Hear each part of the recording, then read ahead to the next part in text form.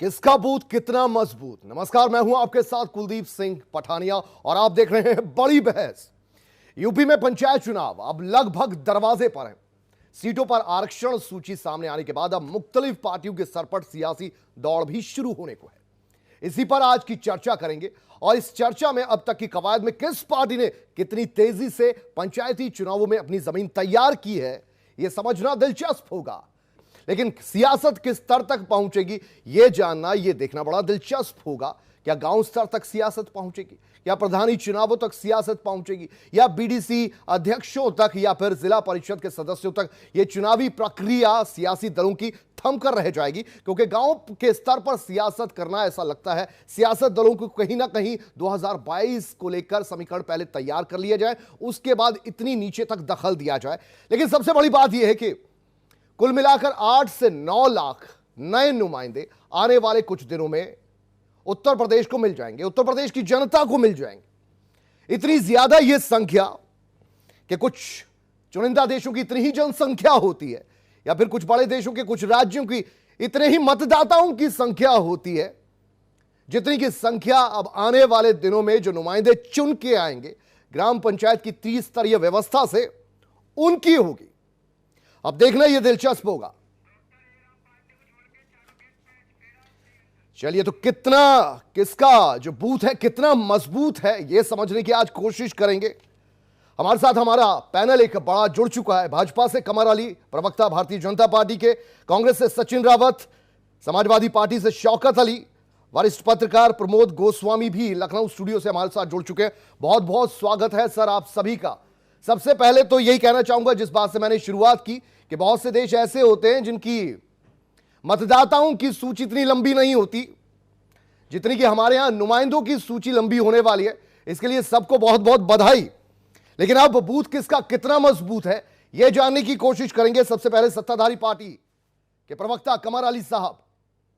कमर अली जी, कितनी तैयारी आपकी, और यह चुनाव क्या वाकई आपको, जिस तरीके से विपक्ष कह रहा है कि सत्ताधारी पार्टी में इतना दमखम नहीं कि वो निचले स्तर तक सिंबल पर चुनाव लड़ सके, लेकिन आपको लगता है कि सिंबल पर हम चुनाव लड़ेंगे और ज्यादा से ज्यादा सीटें हासिल करेंगे?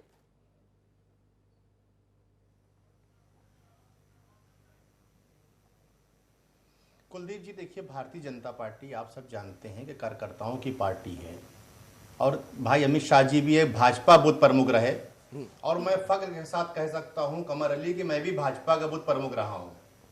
यह फख्र की बात है मेरे लिए। मैं भी बूथ प्रमुख से आया हूं, आज यहां तक पहुंचा हूं जो आपके सामने बैठा हूं। अमित शाह जी भी हैं, राष्ट्रीय अध्यक्ष हमारे आज गृह मंत्री हैं, वो भी वहां पे बैठे हैं। क्योंकि हमारे यहाँ जो सिखाया जाता है वो सिखाया जाता है कि समाज की सेवा कैसे होगी, लोगों को योजनाओं का लाभ कैसे मिलेगा। हम अगर विपक्ष में भी रहे तो तब भी हमने संगठन के ऊपर जोर दिया और लगातार जोर दिया। हमने वार्ड स्तर भी, हमारे पास कमेटी है, हम देहात में भी काम करते हैं। हमने जो भी लोग हैं उनको हमेशा जोड़ के रखा, उनकी जरूरतों को हमने समझा, और इस वजह से हमारा बूथ सबसे मजबूत है। और बड़े फख्र के साथ मैं आपसे कहना चाहता हूं कि हमारे पास हिंदुस्तान में भारतीय जनता पार्टी के जो कार्यकर्ता हैं, जो सक्रिय सदस्य हैं, वो 18 करोड़ हैं। ये हमारा सौभाग्य है कि 18 करोड़ हमारे पास हमारे मेंबर हैं, सक्रिय सदस्य हैं, और वो कार्यकर्ता हैं। ये बहुत बड़ी बात है, और दुनिया में सबसे बड़ी पार्टी हमारी कहलाती है। और विपक्ष अगर ऐसे में बात करे तो मुझे लगता है ये नादानी होगी कि आप डिप्रेशन में कहीं ना कहीं हैं। ये सब बातें मुझे लगता है मुनासिब नहीं है कहना।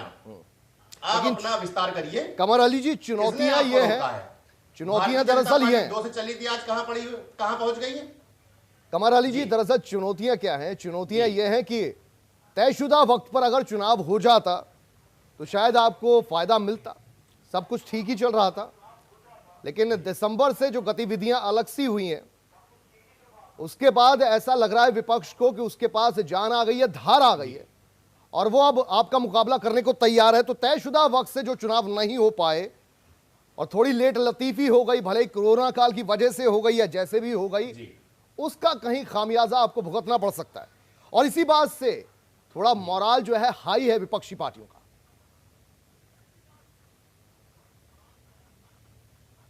देखिए, मैंने आपसे कहा कि वो अपना विस्तार नहीं कर पा रहे, भारतीय जनता पार्टी को देख रहे हैं।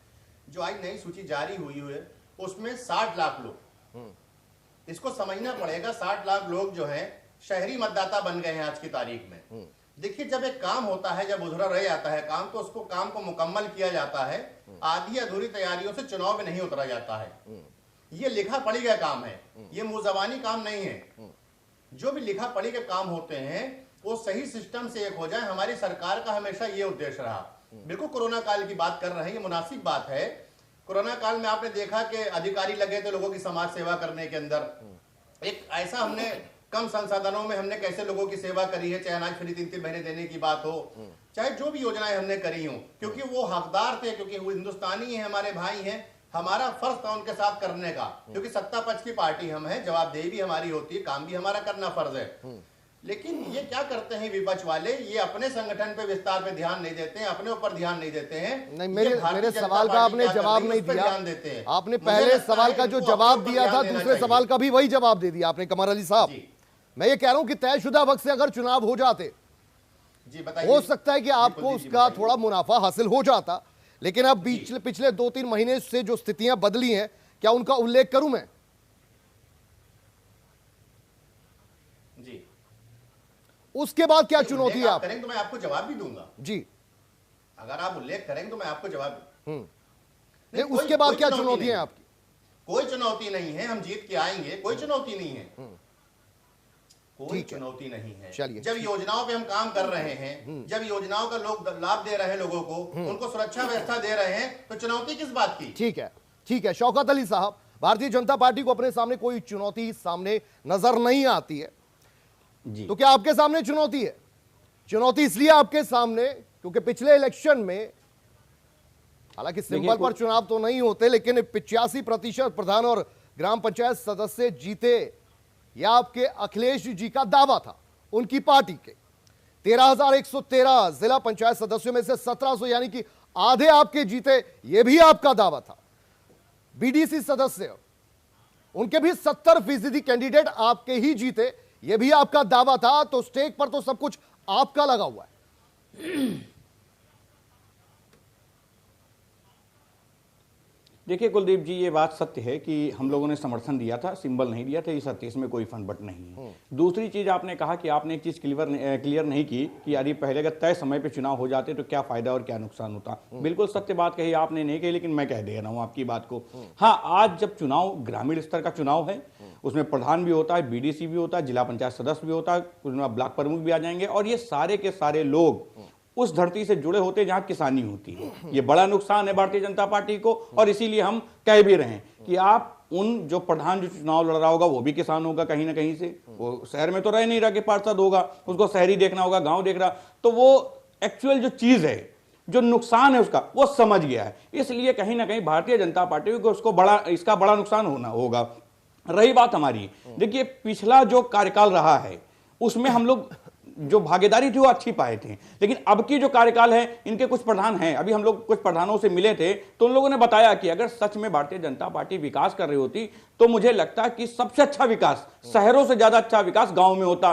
तो गांव जिस अवस्था में पहले थे उसी अवस्था में अब है, कुछ नया नहीं हो गया। तो आज ये चुनौती बड़ी है, किसानों की चुनौती, विकास ना होने की चुनौती, ये बड़ी भारतीय जनता पार्टी के सामने चुनौती है। और हम कह रहे हैं कि यदि हमारे कार्यकाल को आप तुलना में रखें तो जो कार्यकाल हमारे प्रधानों द्वारा किया गया था, हमारे जिला पंचायत द्वारा किया गया था, उनकी तुलना में भी आज हम इनसे भारी हैं। लेकिन आपने फिर मेरे सवाल का जवाब नहीं दिया। अगर अखिलेश यादव का पिछले चुनावों को लेकर यह कहना था कि 75% उन्हीं के नुमाइंदे हैं, तो ज्यादातर तो आपका स्टेक पर लगा हुआ है जनाब। आपकी तैयारी क्या है? आप इस बार दम भर रहे हैं भारतीय जनता पार्टी की, या नकल कर रहे हैं कि बूथ लेवल पर भी आप पूरे स्ट्रांग हो चुके हैं? आपकी तैयारी क्या है? देखिए, हम स्ट्रांग हैं कुलदीप जी, इसीलिए दावा कर रहे हैं। अगर स्ट्रांग नहीं होते तो नहीं करते। और क्या तैयारी है हमारी, हम आपके चैनल पे तो नहीं बता सकते। नहीं, फिर ये तैयारी हमने क्या की है, आंकड़ा के चुनाव पीछे आएगा, दावेदारी, वो जो दिखेगा, रिजल्ट 75% की बताएगा, दावेदारी है, चैनल पे तो नहीं बता पाएंगे। बिल्कुल। और शौकत अली जी, लेकिन ये दावेदारी क्या, जो 75% की पिछले चुनावों की दावेदारी है, अब ये आंकड़ा क्या उससे ज्यादा बढ़ेगा?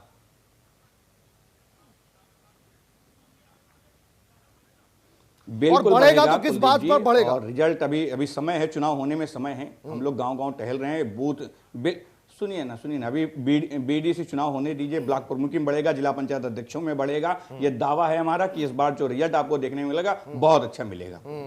लेकिन चुनौती एक और है आपके पास या आपके समक्ष, क्योंकि अब सुहेल देव जी या 9 पार्टियों का जो नया गठबंधन बना है वो भी गांव देहात में उतरने की पूरी कोशिश में है।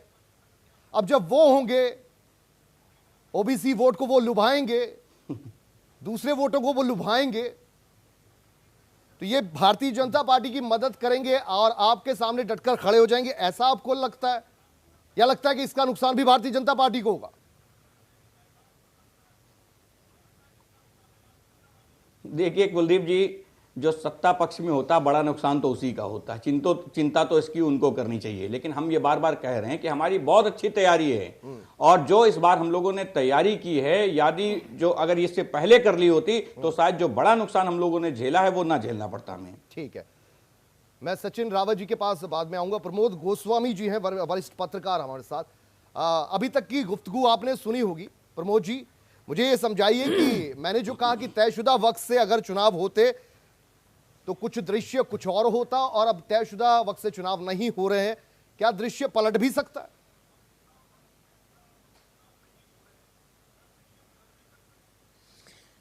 देखिए कुलदीप जी, ये चुनाव चूंकि 22 में विधानसभा के चुनाव होने, इसलिए ये चुनाव एक थर्मामीटर का काम करेंगे और महत्वपूर्ण होंगे, जिसका संदेश और संकेत दोनों ये चुनाव देंगे।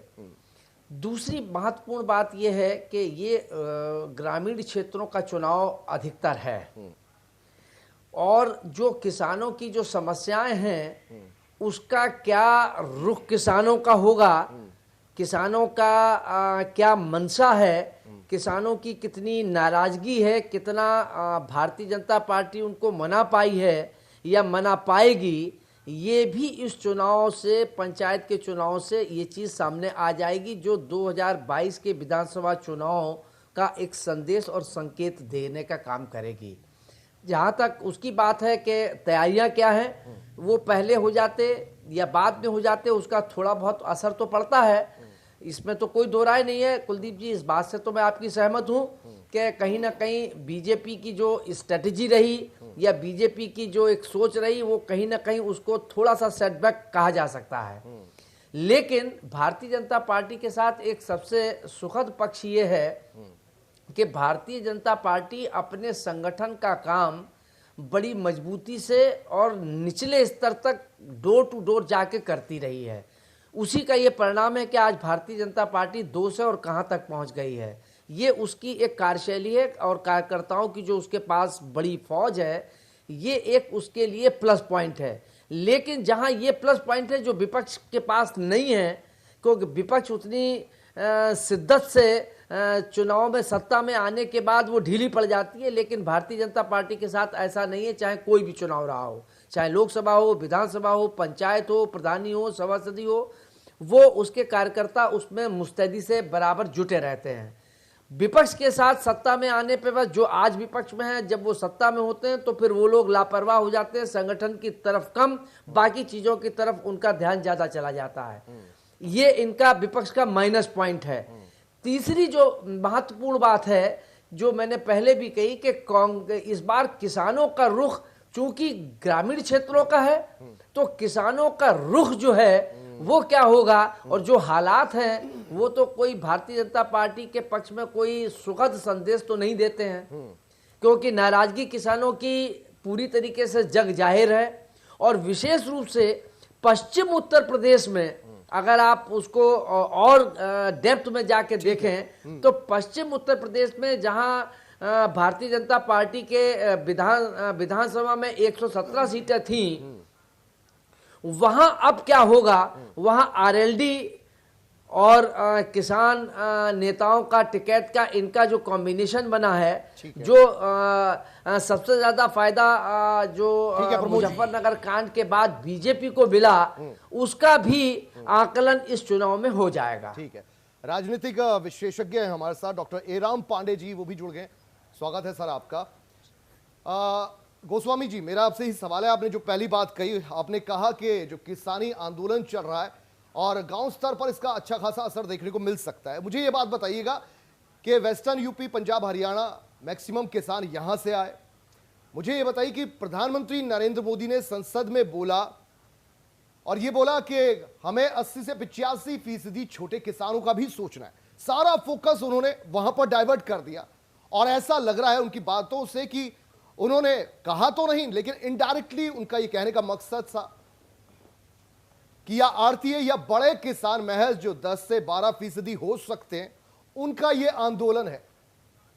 तो क्या समझकर चला जाए कि वेस्टर्न यूपी को अगर छोड़ा जाए तो उसके आगे गांव देहात में छोटे किसानों तक उनको ये जो बात है वो पहुंची होगी कि 85%, 87% किसानों का वो सोच रहे हैं और ये जरूरी है कृषि कानूनों में बदलाव। नहीं,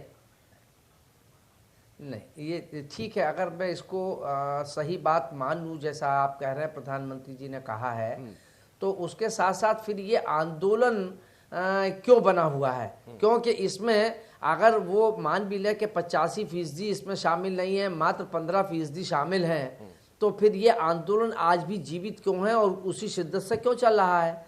तो कहीं ना कहीं ये एक पॉलिटिकल बयान भी हो सकता है और एक चूंकि राजनीति तो भारतीय जनता पार्टी भी कर रही है, क्या पॉलिटिकल बयान भी कर रहे हैं प्रधानमंत्री नरेंद्र मोदी का, कि अब ये पॉलिटिकल बयान है जिससे कि 80-85% की बात करके वो एक पक्षा, मतलब जो बहुत बड़ा तबका है, उसको नजर में रख रहे हैं, ये मैसेज दे सके।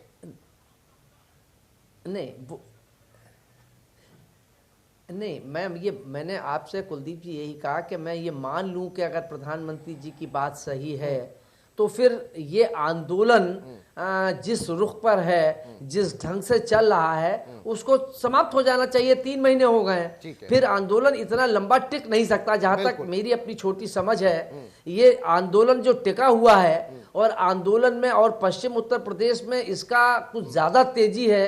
भारतीय जनता पार्टी भी इस बात को लेकर चिंतित है। भले ही प्रधानमंत्री ने जो भी बयान दिया वो अपनी जगह पर है, लेकिन भारतीय जनता पार्टी के पेशानी पर पसीना तो है। ठीक है, बिल्कुल बिल्कुल। हमारे साथ सचिन रावत, कांग्रेस के प्रवक्ता, जुड़े हुए हैं। सचिन, आप कहां देखते हैं अपने आप को इन पंचायती चुनावों में? कहां देखते हैं अपने आप को?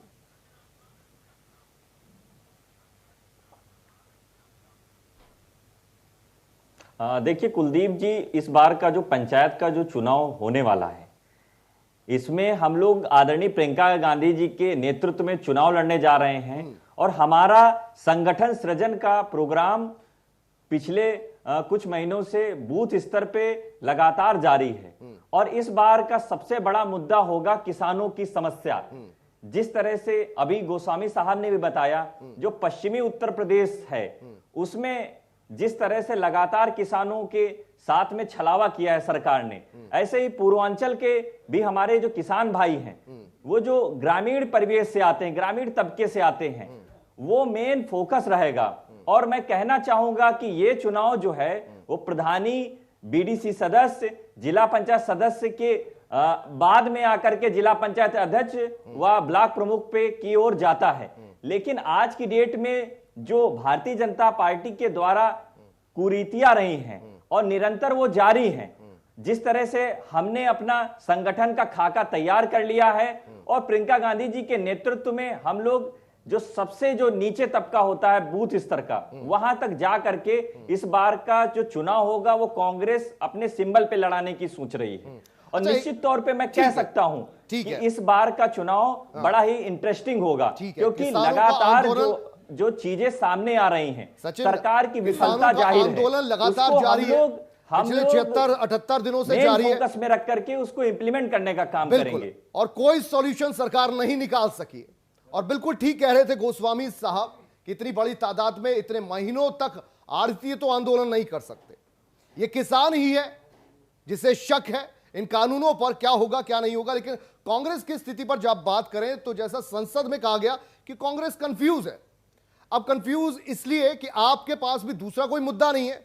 किसानों का मुद्दा आया, वो किसानों ने खुद आंदोलन किया और किसान खुद अपनी मशक्कत कर रहे हैं और उसी मशक्कत पर आप सवार होना चाहते हैं। लेकिन दूसरी बड़ी बात यह है कि अभी संसद का जो सेशन चल रहा था, 2 दिन पहले आप ही के सांसद, लुधियाना से सांसद बिट्टू साहब, वो जिस तरीके से बात करते हैं, अपनी बात को रखते हैं, इससे फिर कंफ्यूजन हो जाती है कि आप किसानों के साथ हैं कि नहीं। आपने पहले ये कहते रहे कि खालिस्तानी बताया गया कुछ किसानों को भारतीय जनता पार्टी के द्वारा या उससे जुड़े संगठनों के द्वारा, लेकिन आपने तो खुद संसद में खड़े होकर तस्दीक कर दी। बिट्टू साहब ने तो योगेंद्र यादव को यह तक कह दिया कि खालिस्तानी जो मूवमेंट का फंडिंग अगर कहीं हो रही है तो उनको भी हो रही है। यह कैसी आपकी सोच है? ये पूरी कंफ्यूजन वाली स्थिति है। आप किसानों के साथ हैं कि नहीं, इससे पता नहीं चल पाएगा।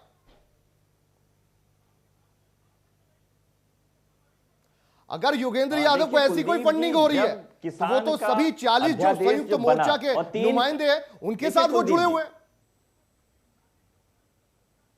फिर तो आक्षेप सभी पर लगता है, सभी पर सवाल खड़ा होता है। देखिए कुलदीप,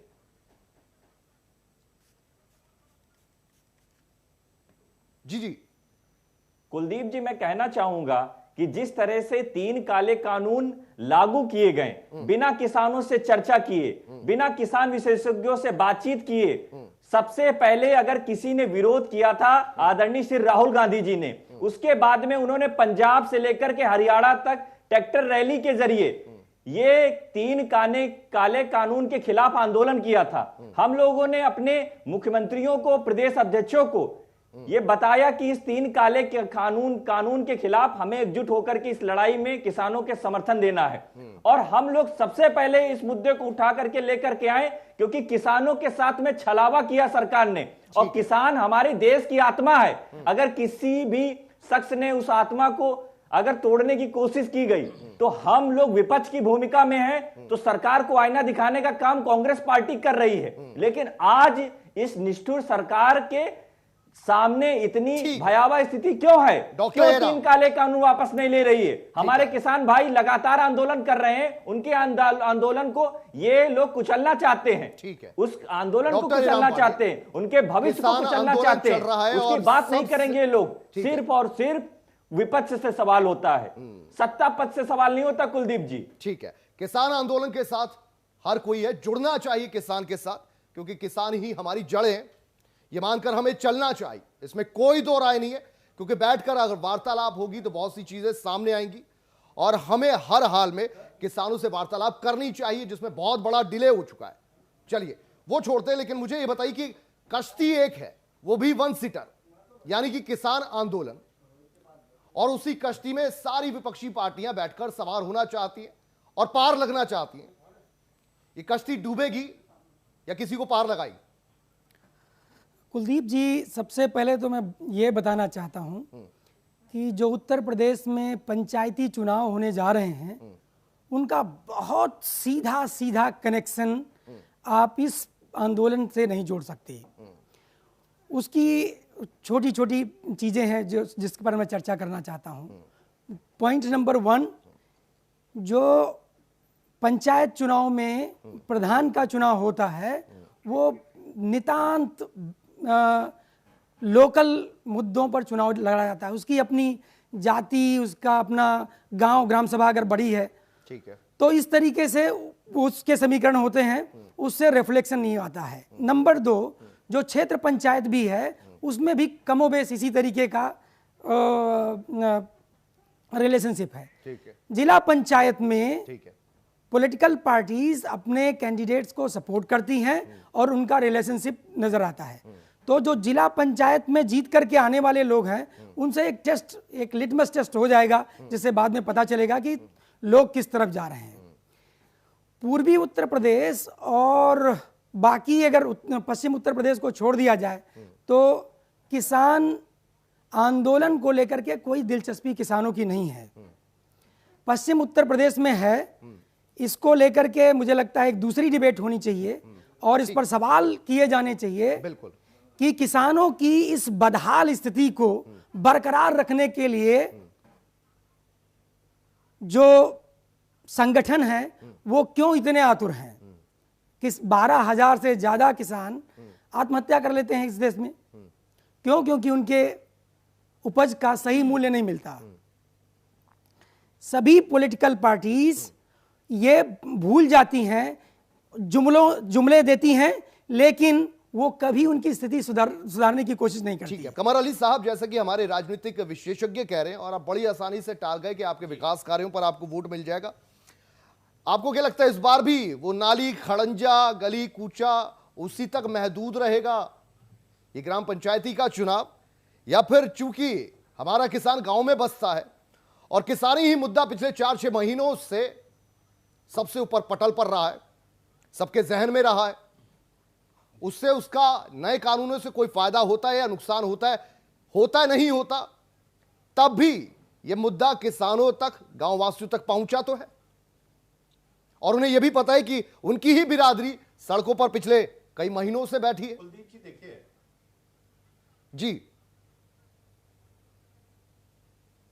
कुलदीप जी देखिए, हमारी सरकार जब आई पहले कैबिनेट में हमने 86 लाख किसान भाइयों का कर्जा माफ किया 1 लाख रुपए तक। फिर उसके बाद आपने देखा कि माननीय प्रधानमंत्री जी किसान सम्मान निधि 6,000 रुपए हमने किसान भाइयों के खाते में डाली, ये भी मालूम है। किसान भाइयों के बीमा फसल का वो भी हमारी सरकार ने किया। फिर उसके बाद आपने देखा उज्ज्वला गैस योजना हमने घर घर गांव में पहुंचाई, प्रधान के जरिए बीडीसी सदस्य के जरिए सबको हमने योजनाओं का लाभ दिया, चाहे इज्जत घर का हो। जितनी योजनाओं का लाभ हमने दिया लोगों को, आप जानते हैं 80 से 85% आबादी जो हमारी है वो देहात की है। आप हम सब जुड़े हुए हैं, सारे लोग जुड़े हुए देहात से। उस आबादी को हमने योजनाओं का सीधा लाभ दिया, तो हम उनकी बात करते हैं जिनको योजनाओं का लाभ दिया, हम बराबर उनको योजनाओं का लाभ दे रहे हैं। इसलिए हम 12 मास काम करते हैं, हम 12 मास योजनाओं का लाभ देते हैं। हम चुनाव के वक्त खाली मांगने नहीं जाते हैं। हमारी जीत मुस्तकिल यूं चल रही है, मुस्तकिल योजनाएं चल रही हैं, मुस्तकिल लाभ मिल रहा है। तो जब आपको एक मुस्तकिल चीज मिलती रहेगी, मुस्तकिल लाभ मिलता रहेगा, हम ये पूछते हैं जब हमारी ड्यूटी लगाई जाती है देहातों में जाके पूछते हैं कि आपको ये फायदा पहुंचा। लेकिन कमर साहब आप पर बार-बार विपक्ष यही तो सवाल उठाता है, जितनी भी आप योजनाएं गिनवा दें, जितनी भी आप योजनाएं गिनवा दें, एक हाथ से आप देते हैं, दूसरे हाथ से आप ले लेते हैं। जी आप 500 रुपए महीना किसी किसान को दे रहे हैं और 100 रुपए डीजल पेट्रोल कर दे रहे हैं। देखिए मैं आपको बताऊं, ये तो बार बार सवाल उठ ही रहे हैं आप पर जी, इसको कैसे जस्टिफाई करेंगे आप? कुलदीप जी एक बात को देखिए, कुलदीप जी मैं आपको बात का जवाब देता हूं, मैं बिल्कुल जस्टिफाई करता हूं, बिल्कुल जस्टिफाई कर रहा हूं, क्योंकि विपक्ष में चाहे कोई भी पार्टी क्यों ना सत्ता में रही हो, उसने इस तरह की योजनाओं के बारे में कभी सोचा नहीं। किस तरह की योजनाओं के बारे में सोचा? हमने उस तरीके की योजनाओं के बारे में सोचा। और हिंदुस्तान आप जानते हैं कितनी बड़ी हमारी आबादी है, उस आबादी को हमने सारी चीजों को जो वादा किया हमने उनको दिया। डीजल पेट्रोल की बात पे आ जाते हैं। आपको याद होगा भारतीय जनता पार्टी ने यह कहा था कि ऐसा कोई कानून मत बनाइए, कांग्रेस से कहा था, जो मार्केट के हवाले आप डीजल पेट्रोल करके जाएं। ये कहा कुलदीप जी, सारे चैनल दिखाए, सारे 2 वरिष्ठ लोग बैठे हुए हैं यहाँ पे, वही बताएंगे मार्केट के हवाले डीजल और पेट्रोल वो करके गई है कांग्रेस, कानून बना के गई है। अब आप ये बताइए कि जब कानून बना के वो गए हैं, अभी हम कानून हटाने जाएं तो कहेंगे बीजेपी कानून हटा रही है। तो ये देखिए, ये इल्जाम सरासर लगाना गलत है। जब आप मार्केट के हवाले छोड़ के गए हैं तो उसको कहीं उतार चढ़ाव होता है, तो उतार चढ़ाव चलता है। अरे एक्साइज ड्यूटी तो आप ही लगाते हैं ना पेट्रोल का, कमर अली जी, का बनाया हुआ है 30, 32, 35% एक्साइज ड्यूटी तो आप लगाते हैं कि कंपनी लगाती है? जी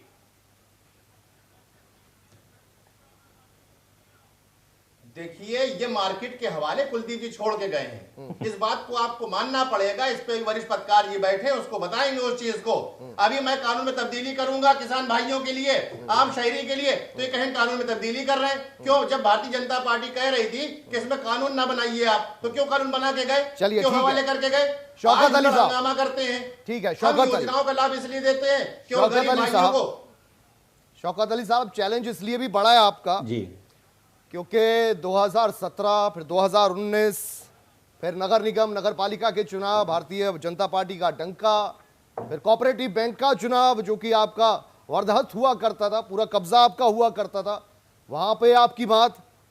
और उसके बाद अब कहने को आपके पास एक ही मुद्दा किसानों से लेकर, उसके अलावा किसी पार्टी के पास किसानों के अलावा, हालांकि यह बहुत बड़ा मुद्दा हो सकता है, गेम चेंजर हो सकता है, वो अलग बात है, लेकिन आपके पास दूसरे मुद्दे क्यों नहीं है?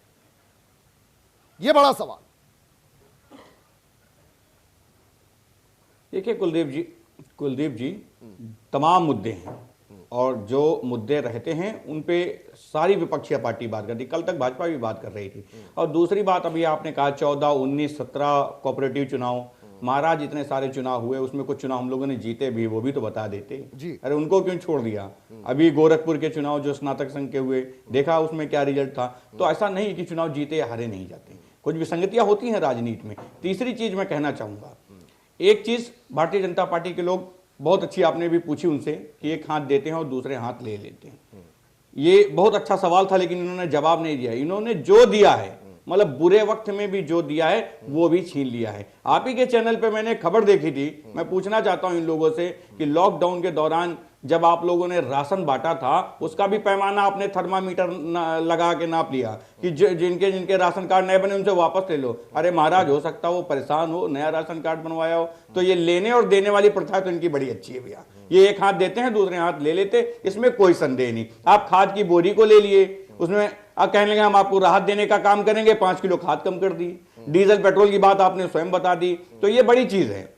आज की डेट में भारतीय जनता पार्टी, ये अच्छी चीज आपने बताई कुलदीप जी, कि कुछ भी देगी, कुछ भी दे देगी, उसका विकल्प जो ढूंढ लेगी कि वापस कैसे लेना है। अभी उदाहरण के तौर में आपको एक चीज बता देता हूं, ये कहते हैं कि हम किसानों को सम्मान देने का काम कर रहे हैं, सम्मान निधि दे रहे हैं, इसीलिए शायद मुझे लगता है उसी सम्मान में किसान बहुत सारे धरने बैठ गए हैं। तो ये सम्मान नहीं दे रहे हैं, ये उनका अपमान कर रहे हैं। और एक हाथ देना, एक हाथ लेना। अगर सच में एक चीज कुलदीप जी आपने बहुत अच्छी दोहराई थी, इतना अच्छा कानून है तो किसानों को एक्सेप्ट कर लेना चाहिए था। वो 15% नहीं है कुलदीप जी, वो पूरे भारत में है। और आप उनको 15% से अगर तुलना करेंगे तो मुझे लगता है शायद आप उत्तर प्रदेश को भूल जाते हैं। लखनऊ में भी चल रहे हैं धरने, उनको आप दिखाने का काम नहीं करते हैं, इसलिए आप 15% में आकलन आप लेते हैं। कुलदीप जी, आपके भी बहुत सारे एंकर जाते हैं, बहुत सारे कैमरा लेकर और बाइक आईडी लेकर जाते हैं, उनकी बाइक लेते हैं, लेकिन कहीं कहीं ऐसा होता है विसंगतियां देखिए, कभी चलती कभी नहीं चलती। ये 15% का आंदोलन नहीं है, और इसी आंदोलन का बड़ा नुकसान भारतीय जनता पार्टी उठाने जा रही है। इसका मैं आपको उदाहरण के तौर पर देना चाहता हूं जी।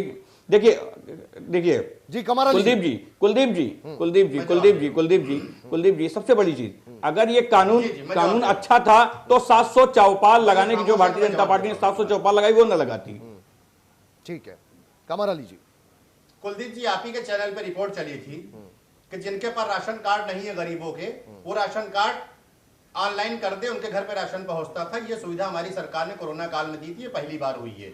जिस गरीब ने भी राशन कार्ड भरा, जिनके जो रह गए थे, उनके राशन कार्ड उन्होंने ऑनलाइन भर दिया। उसमें सभासद भी रहे, उसमें विधि सदस्य भी रहे, ग्राम पंचायत भी रही, सारे लोग रहे, प्रधान भी रहे।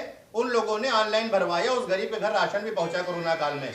हमने 4 महीने उन गरीबों को फ्री राशन दिया है। 4 महीने जितने राशन कार्ड नए बने ऑनलाइन है, उनको भी हमने राशन कार्ड दिया। करोड़ों में तादाद उनकी है नए राशन कार्ड की। मैं आपको बता रहा हूँ, छीनने वाले कुछ नहीं है, हम तो देने वाले लोग हैं। लोगों ने, कुलदीप जी मैं जवाब देना चाहूंगा, आपको याद होगा कुलदीप जी मैं जवाब देना चाहूंगा। मैं एक चीज बता दूं, शौकत अली जी, जो किसान भाइयों की बात करते हैं, शौकत अली जी जवाब दीजिए, गोस्वामी साहब के पास। 1 मिनट में बात पूरी कर लूं। जी जी, कमर अली जी। अच्छा ठीक। कुलदीप जी, उसमें से कुछ ऐसे भी साथी थे, जिन्होंने साफ तौर पे ये कहा था, मतलब मैं बता देना चाहता हूँ, आपको याद होगा नहीं, मुझसे सवाल किया, मैं जवाब देता हूँ। मैं बता देना चाहता हूँ, बहुत सारे साथियों ने कहा था कि आपने जिन जिन को दिया है वो डाटा पेश कर दीजिए, हम आपका राशन वापस कर देंगे। कोई डाटा उपलब्ध नहीं था। अरे सारे वापस कर देंगे अगर आपने किसी को दिया होता। इन्होंने कहा हमने 4 महीने राशन बांटा और 1 महीने में सारे के सारे लोग वापस कर देंगे भारतीय जनता पार्टी का राशन।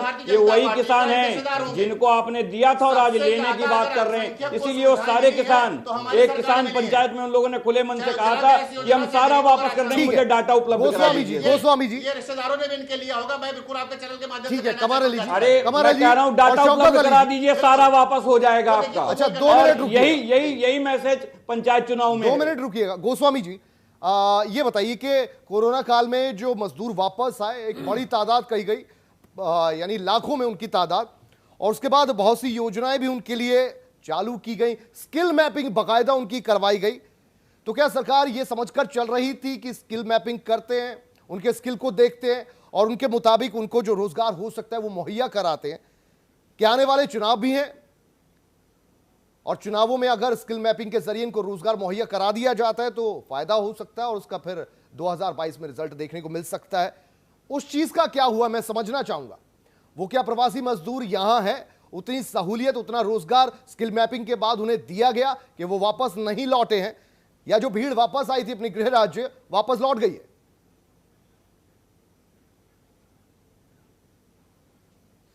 नहीं कुलदीप जी, देखिए सारे लोग तो नहीं गए, बहुत से लोग तो अभी भी दहशत में हैं, जो पैदल भागे हैं। और जिस ढंग से जिस समय जो हालात थे वो बड़े दयनीय हालात थे, जिस हालातों में वो लोग आए हैं उस समय बहुत परेशान हाल थे।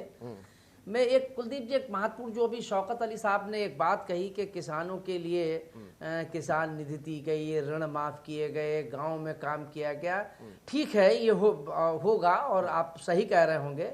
लेकिन जो मेरा अपना 30-35 वर्ष का अनुभव है, मैं 2 उदाहरण दे के बात स्पष्ट कर दूं कि अटल जी की जब सरकार थी तो इंडिया साइनिंग का था, उसका क्या रिजल्ट मिला। समाजवादी पार्टी में अखिलेश यादव ने, इसमें कोई दो राय नहीं कि बहुत विकास कार्य किए, उसका क्या परिणाम निकला। तो ये जो शौकत अली साहब कह रहे हैं, मैं समझता हूं कि जो नज़ीरे सामने हैं, जो परिणाम सामने हैं, वो इनका नहीं। इस समय सबसे ज़्यादा महत्वपूर्ण जो किसानों की, चूंकि ये रूरल क्षेत्र का है और किसानों की बड़ी समस्या है, किसान आंदोलनरत है। ये मैंने पहले भी कहा कि ये जैसा कि पांडे जी ने भी कहा कि लिटमस टेस्ट होगा, तो इससे मैं भी सहमत हूं। लेकिन पांडे जी ने जो एक बात कही कि वहाँ की जो बताई कि नहीं साहब उनके खलंजे का है, उनके और चीज़ों की समस्याएं, लोकल जो गांव की छोटी छोटी समस्याएं होती उनको लेके चुनाव होता है, निश्चित रूप से होता है, ये बात बिल्कुल सच है। लेकिन बेसिक बात यह है कि अब की किसान सबसे ज्यादा अपनी फसल को लेके, अब वो कानून जो बनाए गए वो उसको क्यों नहीं वो स्वीकार कर रहे हैं। सरकार बार बार कह रही है कि आपके हित में है, तो कहीं ना कहीं किसानों को उसमें संदेह है कि इसमें हमको फायदा नहीं है और वो आंदोलनरत हैं। तो इसलिए इस बार का चुनाव ऐसा मुझे लगता है, हो सकता है पांडे साहब सही हों, ठीक है, लेकिन मुझे लगता है कि शायद अब की वो जो गांव की छोटी छोटी समस्याएं हैं, डॉक्टर पांडे, अब आपको लगता है कि जो किसानी आंदोलन जो चल रहा है, किसानों की जो बेसिक समस्या है जिससे वो जीता है। गोस्वामी साहब, ठीक है। पांडे साहब, आपको क्या लगता है कि अब जो ये आंदोलन चल रहा है, इसके लिए एक बहुत बड़ा टर्निंग पॉइंट जो है वो पंचायत चुनाव उत्तर प्रदेश के हो सकते हैं? हो सकता है सरकार भी इसी इंतजार में बैठी है कि एक आम किसान सोचता क्या है, और अगर निचले स्तर तक भारतीय जनता पार्टी अपने सिंबल पर चुनाव लड़ती हुई इन चुनावों पर फतेह हासिल करती है, तो फिर सरकार का स्टैंड और ज्यादा स्ट्रिक्ट हो जाएगा कि किसान ही ये जो आंदोलन कर रहे हैं और जिस कानून को लेकर कर रहे हैं उसमें संशोधन की गुंजाइश तो है, लेकिन वापस नहीं। और अगर दूसरी स्थिति बनती है, पूरी तरह से उलट मामला हो जाता है, तो इसके बाद क्या पूरी तरह से बैकफुट पर आ सकती है सरकार? क्योंकि वही सूबा है जिसकी बदौलत सरकार बनती है केंद्र में। मुझे लगता है कि सरकार बैकफुट पर नहीं जाएगी। ये जो किसान आंदोलन चल रहा है, इसमें जो महत्वपूर्ण चीज़ें हैं, जो तीनों कानून हैं, ये किसान की स्थिति को, जो छोटे किसान हैं विशेष करके, उनकी स्थिति को ठीक करने वाले दिखते हैं। इसमें होगा या नहीं होगा यह आज बहुत दावे के साथ कोई नहीं कह सकता, लेकिन ये चीज़ दावे के साथ कही जा सकती है कि किसान की स्थिति पूरे देश में ठीक नहीं है। और अगर आप एक कोई भी कानून लेकर के आते हैं जिसमें लगता है कि हाँ किसान ये व्यवस्था बदल सकती है, तो मुझे लगता है कि इसको एक टेस्ट दिया जाना चाहिए। दूसरी चीज़, सरकार जो है इतने लंबे समय तक अगर इसने समाधान नहीं किया है, तो निश्चित तौर पर कुछ न कुछ नुकसान सरकार को होगा, क्योंकि जो पब्लिक ओपिनियन है उसमें, पब्लिक ओपिनियन में ये डिबेट पूरे देश में है और बहुत सारे किसान इससे नाराज भी हैं। ठीक है, तो ये नहीं कहना है, लेकिन सरकार को ये करना चाहिए था कि किसी भी हालत में इतने लंबे तक नहीं खींचना चाहिए था। अब वही मेरा सवाल था, दरअसल सरकार ने लिंगर और इस पूरे मामले को किया क्यों? क्या यही वजह थी कि उत्तर प्रदेश का पंचायती चुनाव एक बार देखा जाए, क्योंकि सारा माहौल यहां से बन जाएगा। अगर यहां पर बड़ी जीत भारतीय जनता पार्टी ने हासिल कर ली तो फिर वो अपने कानून को लेकर आड़िग हो जाए। बिल्कुल ठीक बात है। ठीक है, सचिन रावत आपके पास आऊंगा। मेरे को ये बताइए कि सचिन रावत, यूपी सरकार या फिर योगी आदित्यनाथ के पास बोलने के लिए बहुत कुछ है। भले ही किसानी आंदोलन चल रहा है और उस पर जो सरकार है, मैं तो ये कहूंगा सरकार विफल रही है, क्योंकि वार्तालाप में वो कुछ हासिल नहीं कर पाई, इसका वो तोड़ नहीं निकाल पाई। यकीनन इतने दिनों से बैठे किसान तो वो नाराज है और इसी वजह से ये आंदोलन जारी है। लेकिन आप ये बताइए कि योगी सरकार के पास कहने के लिए, यूपी के लिए बहुत कुछ है। आज ही जिक्र कर रहे थे वो स्वामित्व योजना का, जो सीधे गांव से जुड़ी हुई है। आबादी की जमीन में अगर कोई मकान बना लेता है आपसी सहमति के साथ, लेकिन उसके पास कागज नहीं होते, लोन चलिए दूर की बात है, लेकिन उसके पास कागज ही नहीं होते, अब वो ड्रोन के जरिए और मैपिंग के जरिए, ना इसमें लेखपाल आएगा, ना कोई लड़ाई होगी, नहीं तो 2-2 फुट के लिए लड़ाई होती है, उनका ये कहना है। ऐसे ऐसे वो छोटे छोटे काम कर रहे हैं। यहां तक कि अब आपकी महासचिव प्रियंका गांधी वाड्रा आई, उन्होंने भी संगम की नदी में डुबकी लगाई, उसका श्रेय भी भारतीय जनता पार्टी लेना चाहेगी। इससे पहले कोई डुबकी नहीं लगाता था, गंगा साफ हुई। बहुत कुछ है कहने के लिए, आपके पास क्या है?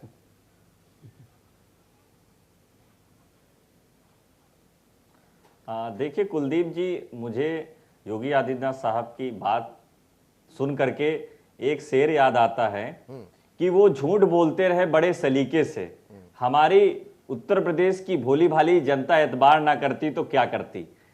अपनी वाहवाही, अपनी पीठ कैसे थपथपाई जाती है वो योगी आदित्यनाथ जी से सीखा जाए कि वो ऐसे आंकड़े पेश करते हैं जो खुद झूठ लिखे जाते हैं।